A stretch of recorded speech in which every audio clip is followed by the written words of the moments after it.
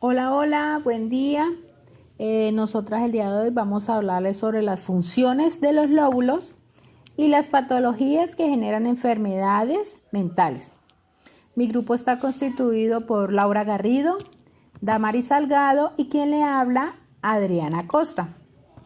Bueno, entonces, los lóbulos del cerebro son unas zonas anatómicas que se componen cada uno de dos hemisferios cerebrales, el hemisferio derecho y el hemisferio izquierdo, que se encargan de controlar y coordinar la mayoría de las funciones motoras, sensitivas y cognitivas del ser humano.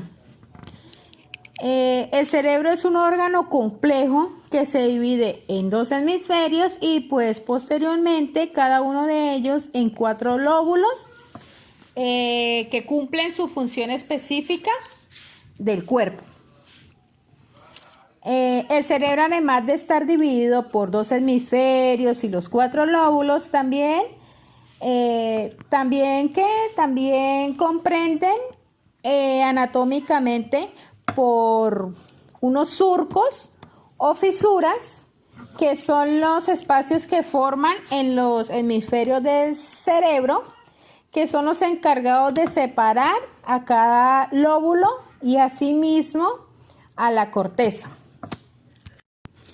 Encontramos 2 surcos o cisuras importantes, que son la cisura de Rolando, que es una especie de corte que posee el cerebro en su parte superior y que se encarga de crear un pequeño espacio entre el lóbulo parietal y el lóbulo frontal.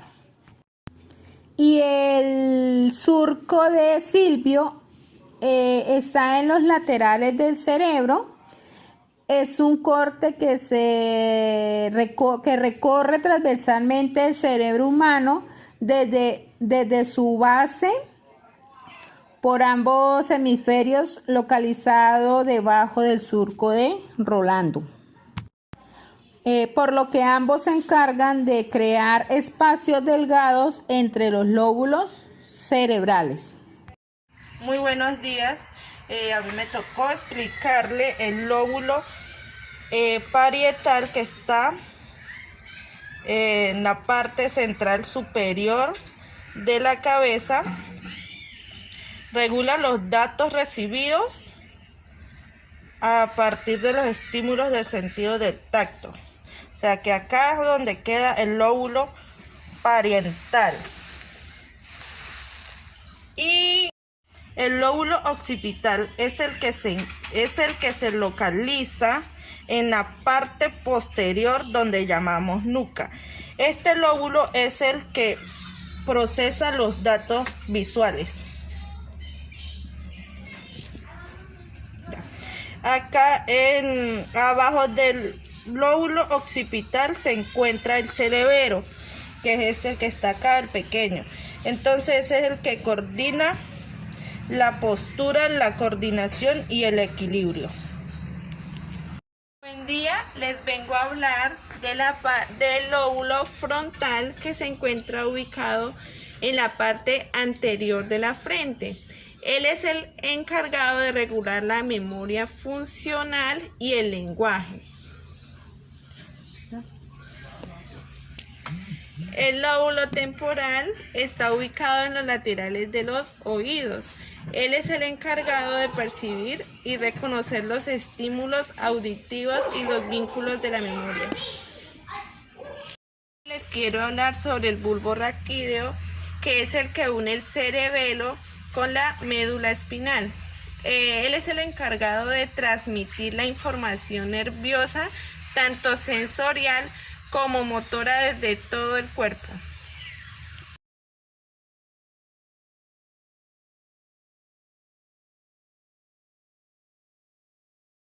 En lo parietal tenemos algunas patologías de la salud mental.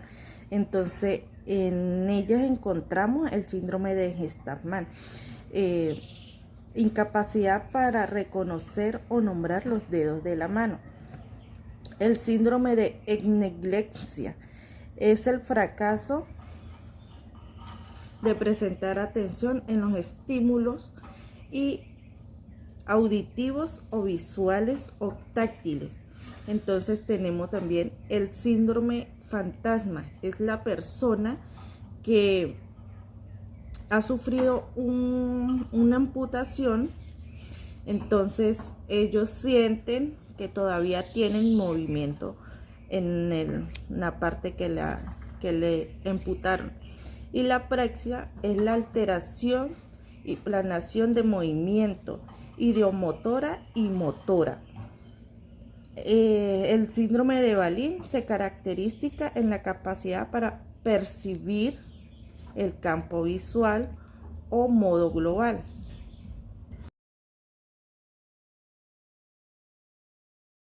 Escotoma se caracteriza por la pérdida total de la zona correspondiente al campo contraste y ambos ojos. Entonces el escotoma es la pérdida total de la visión.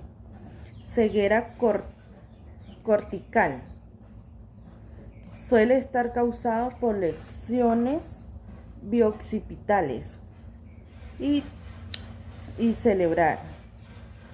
Ceguera cortical, disminución del oxígeno y nervio de la corteza central.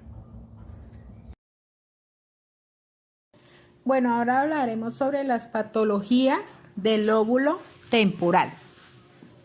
En ella encontramos la anexia anterrógrada, que es la incapacidad de adquirir una nueva información. Es donde los nuevos acontecimientos no se guardan en la memoria a largo plazo. También encontramos la anexia retrógrada, que es la capacidad de recordar eventos ya pasados, ya almacenados. Encontramos las demencias, que es un trastorno adquirido progresivo que produce deterioro funcional a nivel personal, laboral, familiar y social. Entre estas demencias encontramos las demencias corticales, que son las demencias, las de Alzheimer, que es una enfermedad progresiva que afecta a la memoria. La demencia frontotemporal, que esta afecta predominantemente al lenguaje o la conducta dependiendo de la región afectada. Esto se trata con antidepresivos o neurolíticos. También encontramos las atrofias asimétricas. También tenemos las demencias subcorticales, que encontramos la demencia de Lewy, que esta ocurre cuando se acumulan cuerpos de Lewy en partes del cerebro que controlan la memoria, el pensamiento y el movimiento. Las personas que padecen esta demencia presentan alucinaciones visuales y cambios en la lucidez mental y la atención.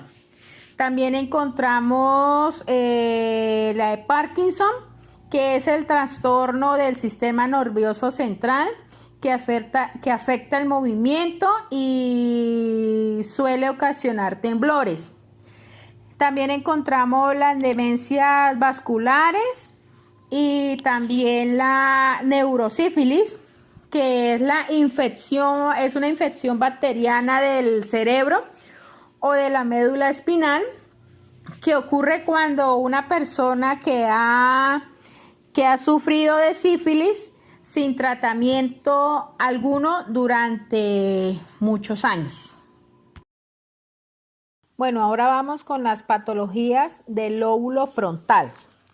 ¿Sí? En ella encontramos la corteza motora primaria, que en ella se asocian con la pérdida crónica de la capacidad para realizar movimientos independientes de los dedos, o también se pueden presentar pérdida de potencia y velocidad de los movimientos de la mano.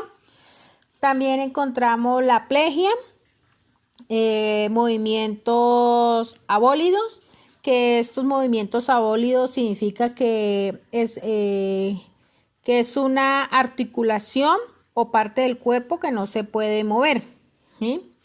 Entre ellas encontramos la hemiplegia, que es cuando afecta solo a una parte, a un lado del cuerpo, mientras que el otro es normal.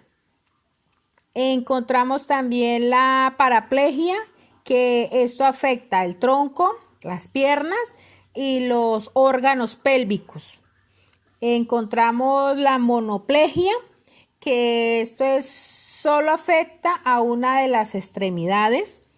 Encontramos la plegia aislada, que esta es el parálisis de solo un músculo o un grupo de músculos de un miembro. También encontramos que la corteza, otra patología son de la corteza premotora, que es la dificultad para la ejecución de los movimientos involuntarios. Es como las lesiones de los campos visuales frontales, que son producen deficiencia en el control de la mirada voluntaria. Encontramos la epilepsia, que se caracteriza por la pérdida del conocimiento, presenta cuadros de convulsiones y puede llevar a una muerte súbita. Encontramos las funciones ejecutivas neurológicas. En estas encontramos el TEP, que es TS, que es un trauma cráneoencefálico o un trauma encefalocraniano. Encontramos también el ABC, pues es un accidente cardiovascular. Encontramos también el esclerosis múltiple, que es una enfermedad en la que el sistema inmunológico degrada la cubierta protectora de los nervios. El daño de los nervios interrumpe la comunicación entre el cerebro y el cuerpo.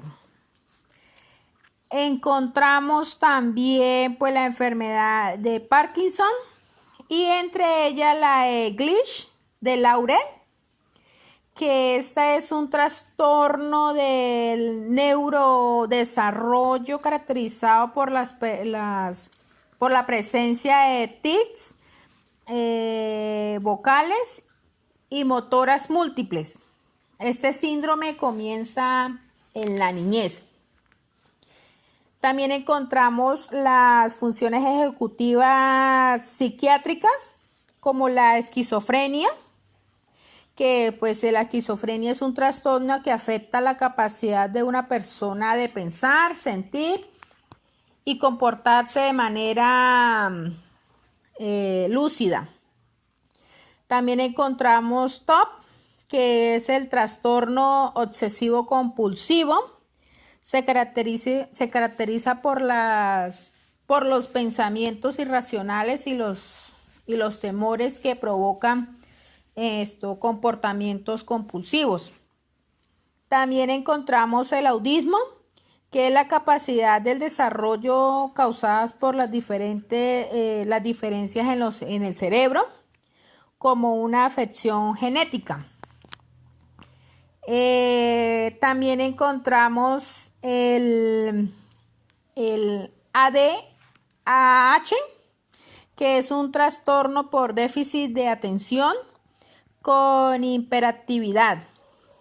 Ese es un trastorno crónico caracterizado por la dificultad de prestar atención, la hiperactividad y la impulsividad. Bueno, muchísimas gracias. Espero que este video haya sido de gran ayuda para claridad, de aprovechamiento.